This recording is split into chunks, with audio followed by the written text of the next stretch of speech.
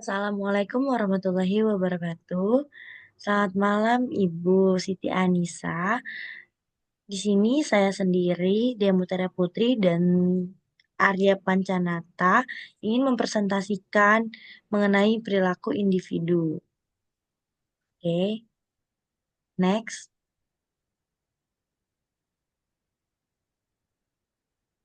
Next. Oke. Di sini sendiri sudah ada perilaku individu itu adalah tindakan, reaksi, dan cara bertindak yang unik dari seseorang individu dalam merespon berbagai situasi dan stimulus di lingkungannya, seperti relevansi, penting dalam kehidupan pribadi dan profesional, dasar untuk memahami dinamika kelompok. Oke, next. Ya, ada di sini dinamakan faktor yang mempengaruhi perilaku individu, faktor internal dan faktor eksternal. Faktor internal itu ada kepribadian, ada nilai dan keyakinan, emosi, dan ada faktor eksternal, lingkungan sosial, budaya, pengalaman sebelumnya. Nah, di sini ada contohnya juga. Faktor internal itu karakteristik bawaan seperti introversi atau ekstroversi yang mempengaruhi interaksi seseorang. Oke, itu yang internal. Yang eksternalnya itu adalah budaya tadi ya di sini. Budaya itu seperti norma, tradisi, dan nilai-nilai yang diajarkan oleh lingkungan tempat individu dibesarkan. Oke, next.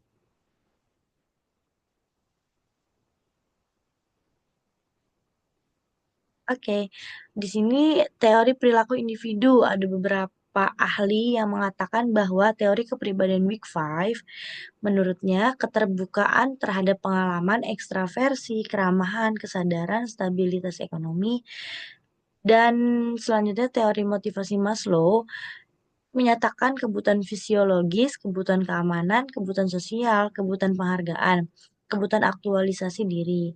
Yang terakhir teori kognitif sosial, interaksi antara individu, lingkungan, dan perilaku. Oke, next.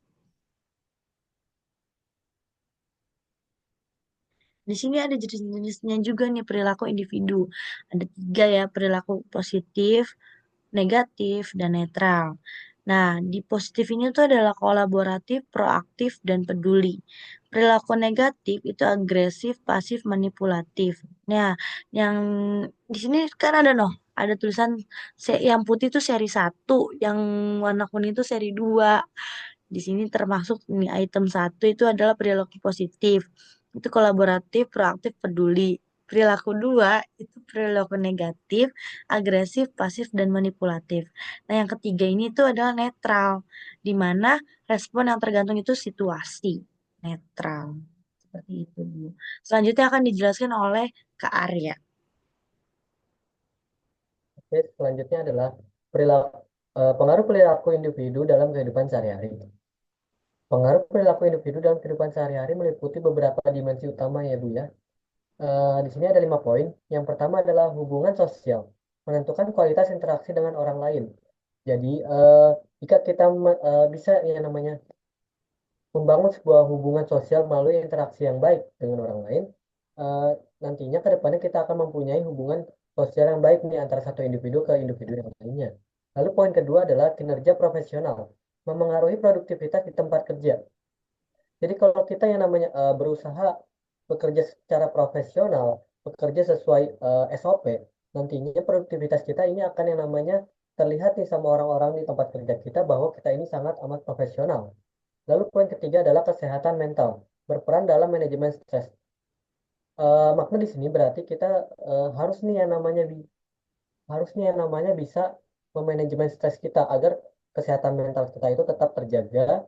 Ya nantinya akan balik lagi nih ke poin kedua, kita akan mendapatkan kinerja yang profesional. Lalu di poin keempat adalah pengambilan keputusan, dipengaruhi oleh pola pikir. Pengambilan keputusan diusahakan nih kita mengambil keputusan dalam keadaan berpikir tenang, kepalanya sedang dingin, tidak yang namanya sedang emosional atau kepala kita sedang panas. Nantinya kita akan bisa mendapatkan keputusan yang tenang, keputusan yang bagus di kedepannya kita harus apa, apa dan apa.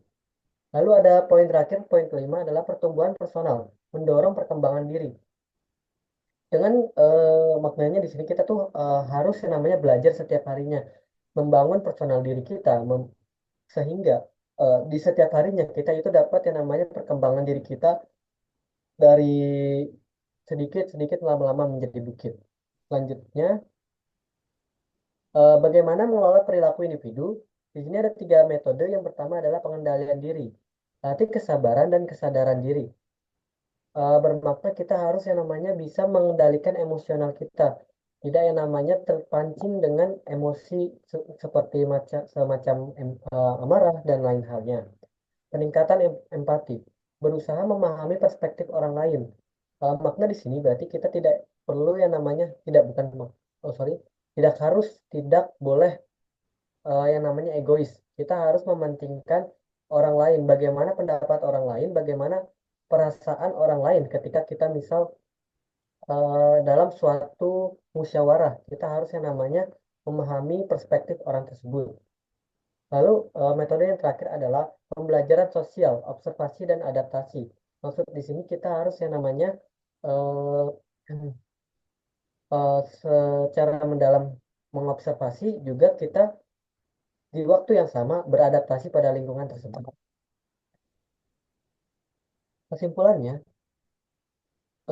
perilaku individu adalah perilaku individu adalah manifestasi kompleks dari interaksi faktor internal dan eksternal yang membentuk keunikan setiap orang.